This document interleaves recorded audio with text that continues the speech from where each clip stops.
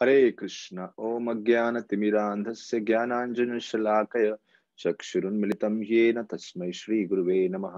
नमः ओं विष्णुपादाय कृष्णपृष्ठाय भूतले श्रीमते भक्तिवेदान्तस्वामिनिति नामिने। नमस्ते सारस्वते देवे गौरवाणी प्रचारिणे निर्विशेष शून्यवादी पाश्चात्यादेशतारिणे। जय श्री कृष्ण चैतन्य प्रभु नित्यानंद श्री अद्वैत गदाधर श्रीवासादि गौर भक्त वृंद। हरे कृष्ण कृष्ण कृष्ण हरे हरे, हरे राम राम राम हरे हरे। श्री रामचंद्र भगवान की जय। हम चर्चा कर रहे हैं कैसे रामचंद्र भगवान विश्वामित्र के जीवन के संघर्ष के बारे में जान रहे हैं सतानंद ऋषि से। कैसे सतानंद ऋषि मिथिला में पीपल वृक्ष के नीचे सभी ऋषियों के साथ वर्णन कर रहे हैं विश्वामित्र की जीवन यात्रा का। कैसे वो इस ऊंचे स्तर पे पहुंचे, और उस चर्चा को करते हुए हम जान रहे थे कैसे कौशिक महाराज, जो विश्वामित्र का पुराना नाम रह चुका है, कौशिक राजा कैसे वशिष्ठ ऋषि से एक गाय को प्राप्त करना चाहते हैं, क्योंकि वो जो गाय है वो बहुत ही अद्भुत है, बहुत ही विशेष है। और उन्होंने अभी अभी उस गाय का चमत्कार, उस गौ माता का चमत्कार देखा है जिसका नाम है शबला। इतना हजारों लोगों को उन्होंने भोजन करवाया उस गौ माता के आशीर्वाद से। वशिष्ठ ऋषि ने सत्कार किया। देखिए, विश्वामित्र राजा थे। राजा की कई सेवाएं होती हैं, लेकिन राजा का एक प्रभुत्व भी होता है, एक डोमिनेंस होता है समाज में। और वो डोमिनेंस होते हुए हमेशा दूसरों को आदेश देते हुए, ऑर्डर देते हुए, सूक्ष्म रूप से, एक सटलिटी से मन में कहीं ये बैठ जाता है कि मेरे आदेश का पालन तो हमेशा होना ही चाहिए। ऐसा कोई है ही नहीं जो मेरे आदेश का पालन नहीं कर सकता। और जब कोई नहीं बोलता है तो बहुत क्रोध आता है। यहाँ पे हम देखते हैं विश्वामित्र सोच रहे थे कि उनके राज्य में जो भी वस्तु है वो उनकी है। और इसीलिए जब वो अपने राज्य का भ्रमण कर रहे थे और वशिष्ठ ऋषि के आश्रम में शबल को देखा, विश्वामित्र ने जाने अनजाने में राजा के रूप में ये सोच लिया कि ये गाय तो मेरी ही होनी चाहिए, मेरी ही है। और सोच रहे थे वशिष्ठ जैसे सिंपल ऋषि इस गाय का क्या करेंगे। वो चाहते थे कि शबल किसी प्रकार से तो उनके पास आ जाए, और उनके और शबल के बीच में और कोई नहीं आना चाहिए। उन्होंने वशिष्ठ से बार्गेन करना शुरू किया, भावतोल करना शुरू किया, और उनको बोला मैं आपको 1 लाख दूध देने वाली फर्स्ट क्वालिटी की गाय देता हूं, लेकिन मुझे आप ये गाय दे दीजिए। वशिष्ठ ने बोला देखो, मैं शबला का कोई बिजनेस करने वाला नहीं हूं, व्यापार करने वाला नहीं हूं, ये मेरी मां के समान है। उन्होंने कौशिक राजा को बोला कि शबला उनकी मां के समान है, शबला की कोई कीमत नहीं लगाई जा सकती। और साथ ही साथ वो वशिष्ठ विश्वामित्र से बोले आप कोई भी वस्तु दे दो, बदले में शबल को वशिष्ठ नहीं देने वाले। अच्छा, विश्वामित्र सोच रहे थे कि शायद ये तरीका है वशिष्ठ का अपना रेट बढ़ाने का। इनफैक्ट वशिष्ठ ने तो एक बात ऐसी भी बोली थी कि जैसे एक सम्मानीय व्यक्ति से उसका सम्मान छीनना नामुमकिन है। It is like a eternal relationship of respect with a respectable person. उसी प्रकार से मुझसे आप ये गौ माता नहीं लेके जा सकते।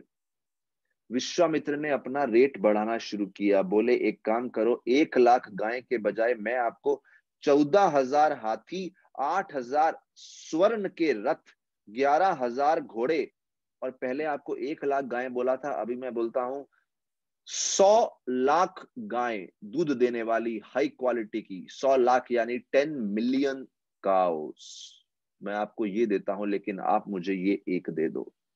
वशिष्ठ ने जोर लगा के बोला देखो भाई, ऐसा कुछ नहीं होने वाला, आप दुनिया में कोई भी वस्तु दे दो, मैं आपको शबलन नहीं देने वाला।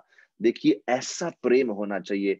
वशिष्ठ गौ माता को परिवार के सदस्य, एक सच में मां के रूप में देखते थे, जिनको वो सबसे उत्तम दर्जे का सम्मान देते थे। लेकिन विश्वामित्र के लिए वो केवल एक वस्तु थी जिसको बेच के या खरीदा जा सकता है कुछ धन दे के।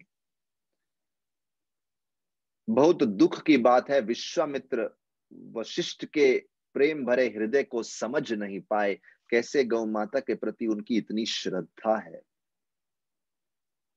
और विशेष रूप से वशिष्ठ के लिए शबल गायें बहुत महत्वपूर्ण थी, क्योंकि शबल के माध्यम से ही वशिष्ठ बहुत सारी वस्तुएं प्राप्त करते थे जिनसे भगवान की सेवा हो सके और समाज के कल्याण के लिए कहीं यज्ञ हो सके। इतना महत्वपूर्ण था वशिष्ठ के लिए शबला का होना। उससे वो समाज कल्याण के लिए कहीं यज्ञों का आयोजन और साक्षात विष्णु को प्रसन्न करते थे। और ध्यान रखिए, भगवान विष्णु ने ही ये गैया, ये गौ माता वशिष्ठ को दी थी, और वशिष्ठ को मालूम है भगवान से प्राप्त हुई वस्तु भगवान की सेवा में ही लगानी चाहिए। हम लोग ये भूल जाते हैं, हमारा शरीर, हमारी शक्तियां, हमारी संपत्ति, हमारा ऐश्वर्य, यहाँ तक कि हमारे सगे संबंधी हमारे संरक्षण में कुछ समय के लिए रखे गए हैं, सब भगवान को ही बिलोंग करते हैं और उन्हीं की सेवा के लिए हैं। विश्वामित्र को बहुत अपराध लगा। विश्वामित्र हृदय में एक उनके अहंकार को ऐसी चोट लगी कि वशिष्ठ ने इतने जोर लगा के मना कर दिया कि नहीं दूंगा, नहीं दूंगा, नहीं दूंगा। बोले एक जंगली शेर की तरह वो गरजने लगे, क्रोधित होने लगे, एक सांप की तरह फुफकारने लगे, और सोच नहीं पा रहे थे कि कोई उनको कैसे मना कर सकता है। आज तक इतिहास में किसी ने मना नहीं किया, और वो सोच रहे थे विशेष रूप से, अरे मैं तो यहाँ का राजा हूं, लीडर हूं, सब कुछ मेरे कंट्रोल में है। तो जब व्यक्ति पूरे किसी क्षेत्र को का व्यक्ति को अपने कंट्रोल में समझता है और कोई व्यक्ति या क्षेत्र उसके कंट्रोल से बाहर चले जाए, उसके अहंकार को बहुत चोट लगती है। विश्वामित्र तो अधिकार माने थे कि मेरा पूर्ण अधिकार है इधर क्षेत्र की, इस क्षेत्र की वस्तुओं के प्रति। यहाँ पे हम देखते हैं जब विश्वामित्र इस प्रकार से सोच रहे थे, वो विश्वामित्र एक नम्रता का भाव धारण किए हुए थे वशिष्ठ के सामने। वो नम्रता का नकाब जो धारण किए थे वो उनके चेहरे से हट गया। जब उनके हृदय में एक स्वार्थ, एक लालच आ गई, स्वार्थ आ गई, लालच आ गई, प्रलोभन आ गया, टेम्पटेशन आ गया, तो अभी तक जो सेवा का भाव वशिष्ठ के प्रति, सम्मान का भाव वशिष्ठ के प्रति धारण किए थे, जब विश्वामित्र के अहंकार को चोट लगी तो वो नकाब उनके चेहरे से उतर गया और उनकी असलियत बाहर आ गई। उनका अहंकार रूपी घमंडी स्वभाव बाहर आ गया। कैसे वो किस प्रकार से अपने कंट्रोलरशिप से कितने आसक्त हैं। तब वशिष्ठ ने प्रेम से विश्वामित्र को बोला, आप सोच रहे हैं इस जगह पे सभी वस्तुएं आपकी हैं, जरा शबला को देखो, ये तो पृथ्वी को स्पर्श भी नहीं कर रही, ऐसी दिव्य गाय है, पृथ्वी से 1 इंच ऊपर है। तो जो पृथ्वी पे ही नहीं है वो आपके क्षेत्र को बिलोंग ही नहीं करती। विश्वामित्र को ये बात सुन के और क्रोध आया, और वशिष्ठ, विश्वामित्र समझ गए वशिष्ठ से बातचीत करना कोई फायदा नहीं, ये बहस करना, तर्क वितर्क करना, जबरदस्ती करना, इससे बातों बातों से कुछ नहीं होने वाला। वो समझ गए वशिष्ठ के शब्द यानी पत्थर की लकीर है। वशिष्ठ के शब्दों में इतनी शक्ति है कि कौशिक कुछ नहीं कर सकते। उनके शब्द जो उनके मुख से निकल गया, पत्थर की लकीर, वो प्रकृति का ऐसा पक्का नियम है। तो विश्वामित्र ने सोचा मैं अपनी सारी सैन्य शक्ति का प्रयोग करता हूं, अगर विशिष्ट शबल मुझे नहीं देंगे तो। वशिष्ठ ने जबरदस्ती शबल को खींचना शुरू कर दिया। अभी देखिए यहाँ पे एक बड़ा सुंदर शिक्षा आता है कि शबल नामक गाय का तुलना की गई है समृद्धि से, प्रोस्पेरिटी से। जब हम किसी के जीवन में प्रोस्पेरिटी देखते हैं तो हम जबरदस्ती कभी कभी उसको खींचना चाहते हैं, लेकिन कोई भी व्यक्ति समृद्धि और प्रोस्पेरिटी को जबरदस्ती नहीं खींच सकता। उसको कुछ ना कुछ तो पुण्य कार्य करने पड़ेंगे, जिसके बल पे उसको ये सब प्रॉस्पेरिटी, समृद्धि एक रिवॉर्ड के, एक पुरस्कार के रूप में दी जाएगी। जबरदस्ती लोग समृद्धि प्राप्त नहीं कर सकते। अगर किसी के जीवन में संघर्ष करके समृद्धि आ भी रही है, लेकिन कहीं ना कहीं उसने पूर्व जन्म में या कहीं तो अतीत में कुछ पुण्य कार्य किया होगा, उस पुण्य कार्य के फलस्वरूप समृद्धि आई है। ऐसा मत समझना कि अगर आज आप कहीं पाप कार्य कर रहे हैं और वो पाप कार्य के कारण जबरदस्ती आपने समृद्धि खींची है, नहीं, पाप कार्य आपको समृद्धि नहीं दे रहे। अगर आज समृद्धि आ रही है और आज आप कुछ पाप कार्य कर रहे हैं, लेकिन वो समृद्धि का आज के पाप कार्य से कोई संबंध नहीं है, कहीं ना कहीं अतीत में जाने अनजाने में कुछ पुण्य किया रहेगा, उसके फल स्वरूप समृद्धि आई है, प्रॉस्पेरिटी आई है। लेकिन हम कनेक्ट कर रहे हैं, अरे हम तो सब पाप कर रहे हैं लेकिन फिर भी समृद्धि आ रही है, इसका मतलब ऐसे ही पाप करते रहो। विश्वामित्र प्रॉस्पेरिटी को जबरदस्ती अपने जीवन में खींचना चाहते थे, लेकिन वशिष्ठ को उनके पुण्यत्व के आधार पे भगवान विष्णु ने पुरस्कार के रूप में ये समृद्धि एक गाय के रूप में प्रदान की थी। जब खींच रहे थे गाय को इस प्रकार, बहुत ही दुखद दृश्य था। वशिष्ठ देख रहे हैं और कुछ कर नहीं रहे, मानो वशिष्ठ असहाय हैं, हेल्पलेस हैं। शबलों को बड़ा दुख आ रहा था कि क्यों वशिष्ठ मुझे इस प्रकार से छोड़ रहे हैं, मैंने तो वशिष्ठ की बहुत सेवा कर रही, क्यों वशिष्ठ कुछ नहीं कर रहे मेरे लिए? ऐसा क्या कारण है कि वशिष्ठ मुझे इतनी आसानी से जाने दे रहे हैं और बिना कुछ रिवेंज लिए, बदला लिए, कुछ बाधा डाले? लेकिन वो विश्वामित्र जी के साथ जाना नहीं चाहती थी। वो वशिष्ठ से पूछ ही लिया। देखिए, जब समझ में नहीं आ रहा, वशिष्ठ के एक्शंस, वशिष्ठ के कार्य उनकी बुद्धि में नहीं पड़ रहे, उन्होंने सोचा स्पष्ट पूछ लेना चाहिए कि वशिष्ठ ऐसा क्यों कर रहे हैं। उन्होंने वशिष्ठ जी से प्रश्न उठा के पूछा।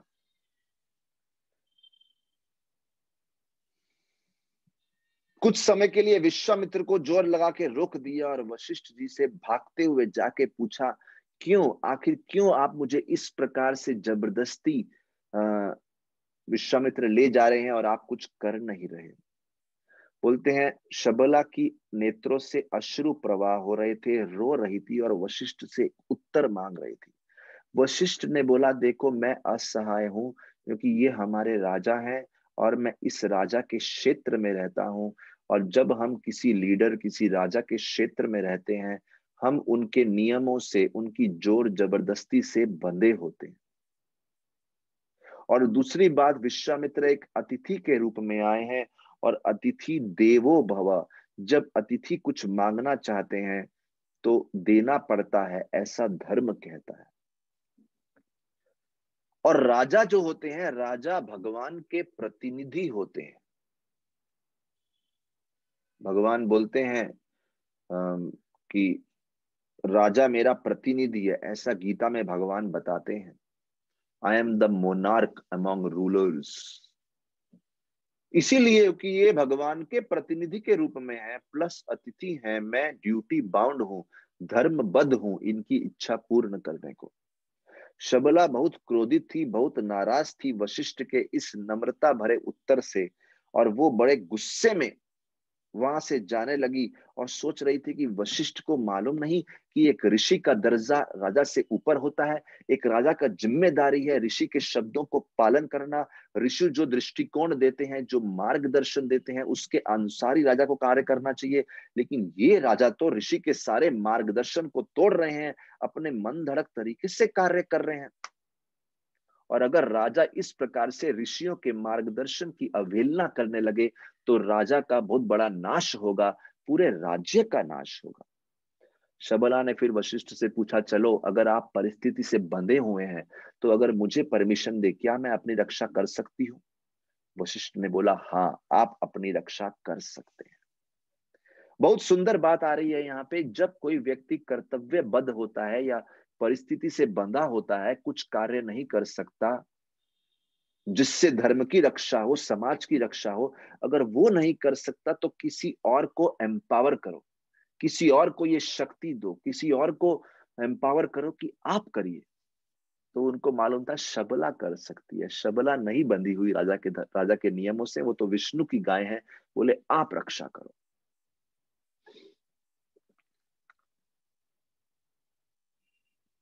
किसी कारण से वशिष्ठ उस समय बहुत कमजोर अपने आप को महसूस कर रहे थे और विश्वामित्र का सामना नहीं कर पा रहे थे। जबकि बोलते हैं एक लीडर जब तक उचित धर्म के कार्य करे तो उसका सहयोग देना चाहिए, लेकिन अगर लीडर धर्म के विरुद्ध कार्य करे तो उसका सहयोग नहीं देना चाहिए और अपनी रक्षा करनी चाहिए, गौ माता की रक्षा करना चाहिए। लेकिन उस समय कुछ समय के लिए वशिष्ठ कमजोर पड़ गए। लेकिन वशिष्ठ ने एक बड़ा अच्छा काम किया, शबला को बोला तुम अपनी रक्षा खुद करो। आइए अब देखते हैं गौ माता शबला कैसे अपनी रक्षा करी। बोले शबला ने जोर से ध्वनि करी, आवाज करी, और तभी उनके शरीर से बहुत सारे सैनिक निकलने लगे, जिन्हें बोलते हैं पल्लव सैनिक, पल्लव श्रेणी के सैनिक। इतने हजारों सैनिक निकले, वो विश्वामित्र की सेना के प्रति प्रस्थान किए, लेकिन विश्वामित्र की सेना ने उन्हें आसानी से अंत कर दिया। विश्वामित्र स्वयं अंत कर दिया पूरी सेना को। तभी शबला समझ गई एक सेना से कुछ नहीं होगा, मुझे अपने शरीर से कहीं कहीं कहीं सेनाएं उत्पन्न करनी पड़ेंगी। विश्वामित्र तभी शबला ने अपनी पूंछ से पल्लव नामक श्रेणी की एक और हजारों सैनिकों की सेना उत्पन्न करी। अपने गर्भ से द्रविड़ और शका नामक सेना उत्पन्न करी। अपनी गोबर से यवन नामक सेना उत्पन्न करी।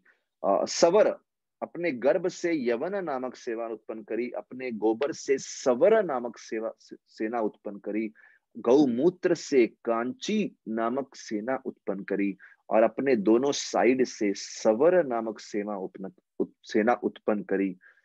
और इस प्रकार से अलग अलग भाग से पौंड्र, हरित, किराट, यवन, सिन्हल, खसा, चिवुका, पुलिंद, छिन्न, हुन, केरल, इतने सारे वैरायटी की सेना जब उत्पन्न करी, अनेक अनेक अनेक मात्रा में, अनगिनत मात्रा में, ऐसा उस सेना ने ऐसा आतंक मचा दिया और कुछ ही क्षणों में विश्वामित्र की पूर्ण सेना समाप्त हो गई। जब इस प्रकार से विश्वामित्र की पूर्ण सेना समाप्त हो गई, विश्वामित्र के 100 पुत्रों ने वशिष्ठ पे हमला किया। जैसे ही वो वशिष्ठ को मारने जा रहे थे, अस्त्र अपने हाथ में थे, तभी वशिष्ठ ने एक ऐसा हुंकार ध्वनि उत्पन्न किया, उस हुंकार से जो 100 के 100 पुत्र थे वहीं के वहीं राख बन गए। विश्वामित्र की हजारों की सेना अंत हो गई और उनके 100 पुत्र भी मारे गए। केवल विश्वामित्र वहां पे विराजमान थे। देखिए एक उत्तम कोटि के ब्राह्मण और एक गौ माता की क्या शक्ति हो सकती है। इसलिए बोलते हैं गौ ब्राह्मण हिताय च, भगवान कृष्ण गौ माता और एक उत्तम कोटि के शुद्ध चरित्र के ब्राह्मण को बहुत महत्वता देते हैं। इनके अंदर शक्ति कोई भौतिक शक्ति नहीं है, प्यूरिटी की शक्ति है, शुद्धता की शक्ति है, जिसका सामना कोई आसुरिक शक्ति नहीं कर सकती।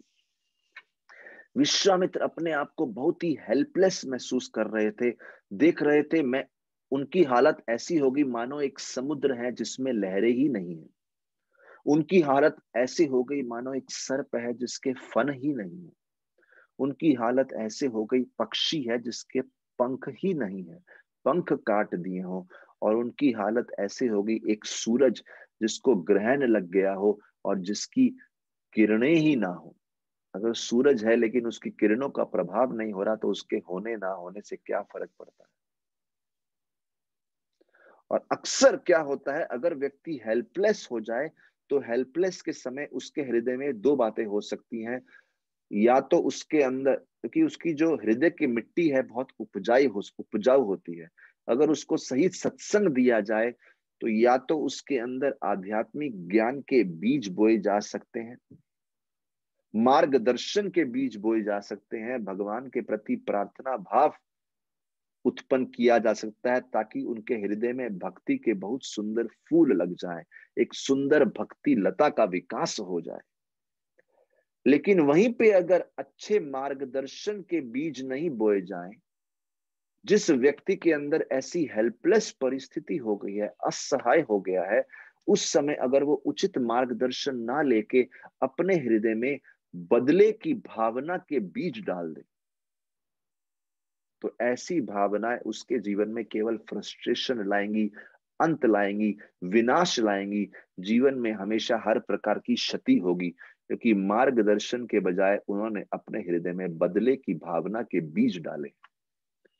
Very important. देखिए, जब भी आप हेल्पलेस महसूस करें, पूर्ण रूप से किसी तरफ कोई आश्रय नहीं दिख रहा, पूर्ण रूप से निहत्थे हो गए हैं, आपकी सभी शक्तियां ले ली गई हैं, उस समय ध्यान रखना आप किस शक्ति का संग करते हैं। साधु सत्संग में जाएंगे तो वहां पे नम्रता के बीज, प्रार्थना के बीज, ज्ञान के बीज डाले जाएंगे उस हेल्पलेस हार्ट में। और अगर बुरे सत्संग का प्रभाव संग लेंगे, बुरे बुरे बुरे संग का, सत्संग तो नहीं हुआ, बुरा संग के साथ लेंगे, तो हृदय में बदले की भावनाओं के बीज, क्रोध की भावनाओं के बीज डाले जाएंगे। और कौशिक राजा के जीवन में ऐसे ही हुआ।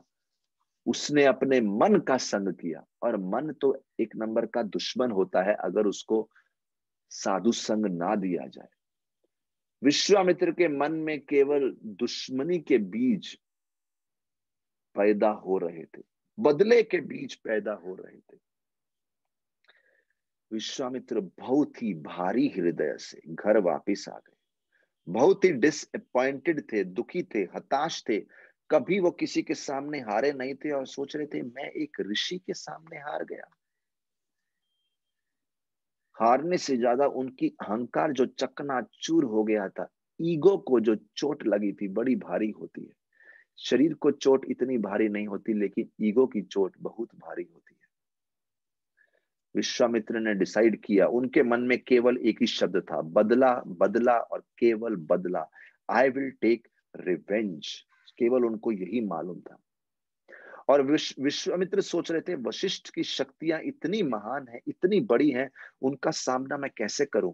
विश्वामित्र के मन में विचार आया, मैं भगवान शिव की उपासना करता हूं। देखिए, भगवान शिव की उपासना हम समाज कल्याण के लिए भी कर सकते हैं, और भगवान शिव की उपासना हम लोग ऐसे भौतिक दुष्ट विचारों से भी कर सकते हैं। वशिष्ठ ने विश्वामित्र का क्या बिगाड़ा था? विश्वामित्र ने खुद ही जाके उनको समस्या करी, जिसके बदले में उनको अपने ही पापों का फल मिला। लेकिन विश्वामित्र सोच रहे हैं वशिष्ठ ने उनके साथ गलत किया, वो बदला लेंगे। कितनी दुष्ट प्रवृत्ति है हम देख रहे हैं यहाँ पे। शिव जी की प्रार्थना करनी शुरू करी, ऐसी कठोर तपस्या, कठोर तपस्या। बोले वन में चले गए, अपना राज्य अपने पुत्र को दे दिया। पुत्र को बोला अभी आप राजा, मुझे राज्य में कोई इंटरेस्ट नहीं है, मैं शिव जी से ऐसे अस्त्र प्राप्त करूंगा। बोले वन में चले गए, ध्यान में बैठ गए, ऐसी कठोर तपस्या जो कभी किसी ने ना की हो। अरे विश्वामित्र तो ऐशो आराम में रहने वाले राजा थे, उनके लिए इतना आसान नहीं था वन में तपस्या करना। उन्होंने हदें पार कर दी, सभी सीमाएं तोड़ दी तपस्या की, शिव जी को प्रसन्न करने के लिए। काफी सालों की तपस्या, वर्षों की तपस्या के बाद शिव जी उनके सामने प्रकट हो गए। शिव जी ने बोला क्या चाहिए आपको, आप मांगिए। उन्होंने शिव जी से बोला, हर प्रकार की अस्त्र विद्या में मुझे नंबर 1 बना दीजिए। Top most powers, all kind of missiles, all kind of military sciences, सैन्य शक्ति में, अस्त्रों में, शस्त्रों में मुझे सबसे टॉप बना दीजिए। शिव जी ने बोला तथास्तु, आप बन जाए वैसा। विश्वामित्र सब शक्ति लेके सोचे अभी तो वशिष्ठ का बुरा हाल कर दूंगा। वशिष्ठ के आश्रम में फिर से आ गए। बोले जितने साल तपस्या कर रहे थे, हर दिन वो इसी बात की राह देख रहे थे, किस दिन मैं वशिष्ठ का सामना करूंगा, किस दिन जाके मैं वशिष्ठ को जाऊंगा, इस दिन वशिष्ठ को मिलूंगा और उसका अंत करूंगा। राह देख रहे थे, एक एक पल उनका चिंतन, पूर्ण तपस्या में उनका चिंतन था विनाश करना। इसे बोलते हैं तामसिक तपस्या। जो तपस्या, अभी शिव जी की भक्ति करी इन्होंने, लेकिन शिव जी की भक्ति में भाव क्या था? कंपटीशन, दूसरे को नीचे गिराना, खुद ऊपर उठना। अगर कोई शिव जी की भक्ति के प्रति इसलिए प्रेरित होता है, कोई उसका मित्र भाई बहुत प्रसिद्ध, समृद्ध हो गया है, बहुत धनी हो गया है, और हम उससे जलन करके हम उस व्यक्ति को नीचा गिरा के खुद ऊपर उठना चाहते हैं। शिव जी बोल रहे हैं ऐसी भक्ति से हम प्रसन्न नहीं होते, ये तो तामसिक भक्ति है, दिस इज फुलिशनेस, मूर्खता है ये। शिव जी ने शक्तियां तो दे दी, लेकिन जब वो वशिष्ठ को मारने के लिए आए, वशिष्ठ पहले तो विश्वामित्र आए, उन्होंने अस्त्रों के प्रभाव से, बोले वो एक ऐसा समुद्र के रूप में आए जिसके अंदर बहुत हैवी हाई टाइड है, बड़ी बड़ी लहरें उठ रही हैं। वो लहरें क्या थी? विश्वामित्र के क्रोध की लहरें। और पूर्णिमा की रात्रि थी जब विश्वामित्र वशिष्ठ के आश्रम में जोर से हंसते हुए आए, और अपने अस्त्र से उन्होंने वशिष्ठ का पूर्ण आश्रम जला के भस्म कर दिया। उस समय जब विश्वामित्र आए, काफी सारे वशिष्ठ के दूसरे ऋषि जो थे वो वहां से भाग लिए। उस जलते हुए भस्म हुए हुए आश्रम से वशिष्ठ बाहर निकल के आए। विश्वामित्र सोच रहे हैं अरे वशिष्ठ कैसे भस्म नहीं हुआ? वशिष्ठ को सामने देख के विश्वामित्र का क्रोध और बढ़ने लगा। वशिष्ठ ने अपने भागते हुए शिष्य को बोला मत भागो, लेकिन वो तो पूर्ण रूप से डर रहे थे। उनकी इतनी श्रद्धा नहीं थी जितनी वशिष्ठ की अपनी ब्राह्मण शक्तियों पे, शुद्धता पे श्रद्धा थी। बहुत सुंदर बात आ रही है, जिसने अपने धर्म का पालन अच्छे से किया हो, उसका धर्म उसकी रक्षा करता है। जिसके धर्म में खोट ना रहा हो, उसके धर्म की शुद्धता उसकी रक्षा करती है। वशिष्ठ के धर्म पालन में इतनी शुद्धता थी, उन्हें कोई भय नहीं था। वशिष्ठ ने अपने पास में से एक ब्रह्म दंड निकाला। एक साधारण दिखता हुआ एक दंडा था, a bamboo staff, a 7 knotted bamboo staff, जो बड़े बड़े ब्रह्म ऋषि अपने साथ लेके चलते। और वशिष्ठ वहां पे केवल उस बैम्बू स्टाफ लेके खड़े हो गए, बस, और कुछ नहीं किया उन्होंने। यहां हम देखते हैं विश्वामित्र को समझ नहीं आ रहा कि वशिष्ठ इतना निडर होके क्यों खड़े हैं। क्योंकि विश्वामित्र की शक्तियां प्राप्त हुई थी बदले की भावना से, एक अधार्मिक चिंतन से, एक दुष्ट चिंतन से, एक ऐसा चिंतन जो तामसिक गुणों से परिपूर्ण है, जो विनाश कार्य करने के लिए प्रेरित है, which is meant to destroy others, defeat others, coming from a feeling of revenge. Such powers are not everlasting. ऐसी शक्तियों में कोई दम नहीं होता। वशिष्ठ की शक्ति आ रही थी शुद्धता से, इसलिए वो निडर होके सामने खड़े हैं। धर्म परायण होने से सामने खड़े हैं। बोले विश्वामित्र एक के बाद एक अस्त्र छोड़ने लगे, लेकिन वशिष्ठ का ब्रह्म दंड उनके सामने है, और वशिष्ठ को कुछ भी नहीं हो रहा।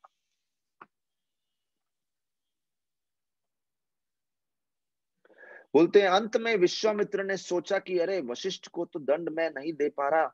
उन्होंने सबसे बड़ा अस्त्र जो विश्वामित्र के पास था वो था ब्रह्मास्त्र। वो ब्रह्मा जी का अस्त्र ब्रह्मास्त्र का प्रयोग किया। इससे बड़ा अस्त्र विश्वामित्र के पास कोई नहीं था। जब उन्होंने वो ब्रह्मास्त्र वशिष्ठ की तरफ फेंका, वो ब्रह्मास्त्र चमकता हुआ बहुत तेजमय, बहुत प्रभावशाली सूरज की तरह जलता हुआ वशिष्ठ के पास आ रहा था। और जैसे ही वो ब्रह्म दंड के पास आया, ब्रह्म दंड ने उस ब्रह्मास्त्र को अपने में समा लिया, और पूर्ण रूप से उस ब्रह्मास्त्र की शक्ति समाप्त हो गई। मानो ब्रह्म दंड में पूर्ण रूप से पिघल के घुल गया हो, लीन हो गया हो और अदृश्य हो गया। ब्रह्म दंड का चमक अभी और बढ़ने लगा, जैसे किसी की जीत के बाद उसके चेहरे पे एक अति अति सुंदर मुस्कान होती है। ब्रह्म दंड ऐसा चमक रहा था, और साथ ही साथ वशिष्ठ का तेज सूर्य के समान हो गया था। वशिष्ठ को तनिक भी हानि नहीं हुई थी, ऐसी शुद्धता थी वशिष्ठ की। और जहां सारे अस्त्र विश्वामित्र ने वशिष्ठ पे छोड़े, तो वशिष्ठ भस्म होने चाहिए। वशिष्ठ कोई हानि नहीं हुई, लेकिन विश्वामित्र का हृदय पूर्ण रूप से जल रहा था, और विश्वामित्र का तेज कम होते जा रहा था। क्योंकि वो अपराध पे अपराध कर रहा है। विश्वामित्र का तेज कम हो रहा है, पूर्ण रूप से जला हुआ दिख रहा है, लेकिन वशिष्ठ का तेज बढ़ते जा रहा है, क्योंकि विश्वामित्र का अहंकार पूर्ण रूप से नष्ट हो गया था। विश्वामित्र समझ गए ब्रह्म ऋषि की शक्ति बहुत विशेष होती है, क्षत्रिय से कहीं ज्यादा शक्ति होती है। ये दिखने में एक साधारण ऋषि दिखते हैं, लेकिन इनकी तपस्या से जो इनके पास बल है, शक्ति है, भौतिक जगत की शक्तियों का सामना करने की, वो अति अद्भुत शक्ति है। ब्राह्मण तेज में वशिष्ठ की शक्ति को देख के विश्वामित्र समझ गए, और विश्वामित्र ने ठान लिया, कई साल तपस्या करके मैं शिव को प्रसन्न किया, लेकिन फिर भी मेरा काम नहीं हुआ। अब मैं जाके ब्रह्मा जी की उपासना करूंगा और ब्रह्म ऋषि का पद प्राप्त करूंगा और वशिष्ठ की बराबरी का हो जाऊंगा। ऐसा सोच के उन्होंने तपस्या शुरू करी, और उनको मालूम था ये कोई मामूली तपस्या नहीं होगी। वो सोचने लगे जितने भी वर्ष लग जाए, जितनी भी कठोर तपस्या हो, जितना भी घने जंगल में रहना पड़े, जितने भी सालों ध्यान लगाना पड़े, चिंता ही नहीं, मैं अपना लक्ष्य धारण प्राप्त करके रहूंगा। यहाँ से हम कई बातें सीख सकते हैं। एक तो वशिष्ठ छोटे से ऋषि थे, उनका दंडा छोटा सा था। विश्वामित्र के बड़े बड़े अस्त्र थे, लेकिन विश्वामित्र को ये छोटी सी वस्तु ने हरा दिया। जितनी छोटी वस्तु से हराया जाए, उतना व्यक्ति का अहंकार और टूटता है। लेकिन हम विश्वामित्र से ये भी सीखते हैं कि उनका डिटर्मिनेशन क्या था, दृढ़ निश्चय थे। जब कोई भौतिक शक्ति अपना सम्मान प्राप्त करने के लिए इतना दृढ़ निश्चय होता है, तो उससे हमें यह सीखना चाहिए कि जो आध्यात्मिक लक्ष्य जीवन में धारण किए हैं, भक्ति का लक्ष्य धारण किए हैं, कृष्ण को प्रसन्न करना धारण किए हैं, जो कि बहुत आसान कार्य है इसके मुकाबले, उनको कितना दृढ़ निश्चय होना चाहिए, हमें कितना दृढ़ निश्चय होना चाहिए। हमारा तो मार्ग बहुत सिंपल है, विश्वामित्र जिस मार्ग में थे वो बहुत कठिन था। So we should be determined to follow our goals. Thank you very much. Hare Krishna. Shri Ramchandra भगवान की जय, श्रील प्रभुपाद की जय। बोलते बोलते जाइए, हरे कृष्णा कृष्ण कृष्ण हरे हरे, हरे राम राम राम हरे हरे। हरे कृष्ण महामंत्र की जय।